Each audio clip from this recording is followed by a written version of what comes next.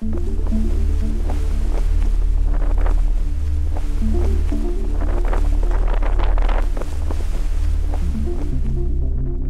legacy problems with the Anacostia go back a few centuries at this point.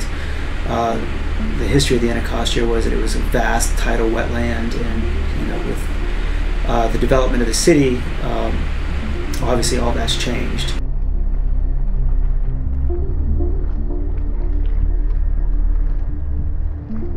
My name is Jeff Seltzer. I'm the Associate Director for the Stormwater Management Division here at District's Department of Environment. The district commissioned a study to look at really what the impacts of trash are and what the sources of trash are in the district. And that survey found that the biggest component of trash reaching our tributaries was actually bag waste. So we really saw that as an opportunity to, everyone refers to low-hanging fruit. We really saw that as our low-hanging fruit, as the first place we could look at making an impact, and we thought the bag bill would be an effective way to make easily address and change people's behavior.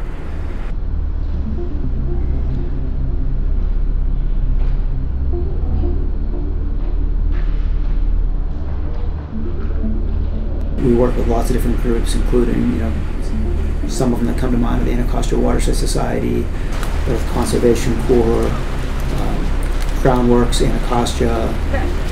There's a broad range of different organizations that all have different types of missions and capabilities that we try to support. My name is Deanna Tricarico, and I'm the Outreach Coordinator with Potomac Conservancy, and I organize all of the volunteer activities for the organization, including all of the stewardship events here at the River Center.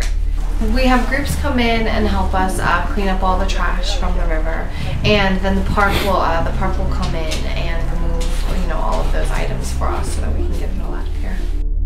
We're here today cleaning up trash because it affects the ecosystem here. It affects the animals, birds, fish, and I think the best form of education is to get out here and actually get dirty and put your hands in the trash and feel it and see what it's doing to the environment. A lot of trash is here just from people throwing it away, and it floats down the stream and it ends up in these little deposits on the shore, and it's collecting and it accumulates and it degrades just to a point that is unsustainable for the environment, and it doesn't go away. Plastics are obviously a detriment to the environment, right? They decompose over a long time, they're based in oil, if in a perfect world we wouldn't be using them at all, or we'd be recycling them at every opportunity we get. The world isn't perfect, but if we can get one more person to recycle the plastic bags they get, or take a cloth once to the grocery store, we're one step closer to a world without plastic. The bag bill program, we think, we're very proud of it. We get tons of requests from jurisdictions all over the country to see how it's worked here and really to utilize it as a model. We really think that the district really got it right when it put this bill together, and particularly on the price point of what you charge what you charge for a bag. It's not something that's overly burdensome, but it's enough to make people think about what they're doing.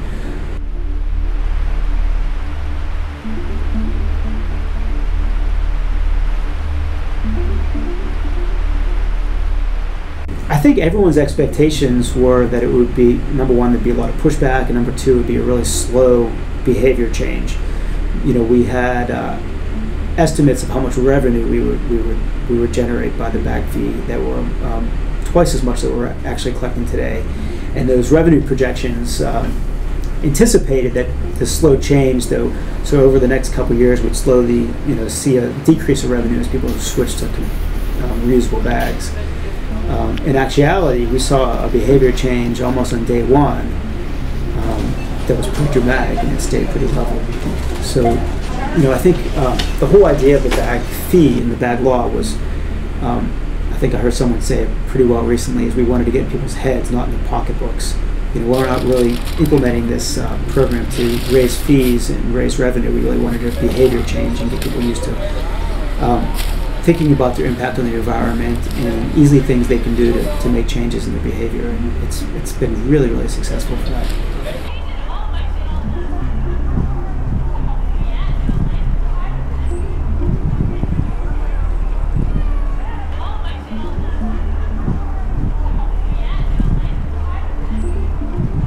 And so our hope is to, you know, improve the state of the river and of the bay, and I think the best way to do that is to just events like this where we get people out and they're sort of actively helping and learning about how they can continue this on their own.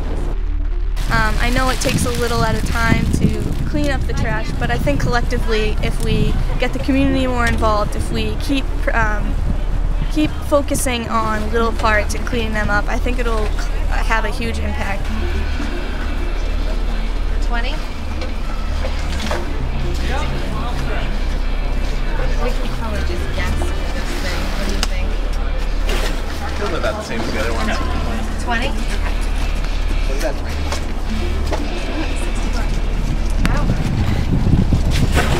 How much? How much was it? 261.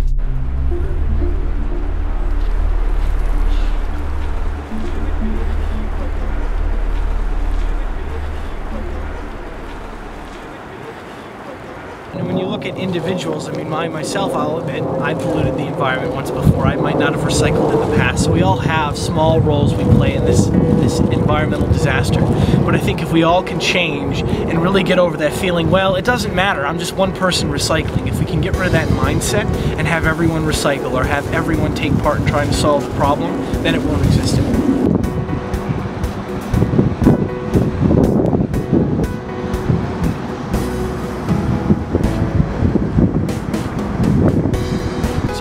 Societal changes we're seeing now, and with green becoming even a really profitable business model, I think things are really going to change.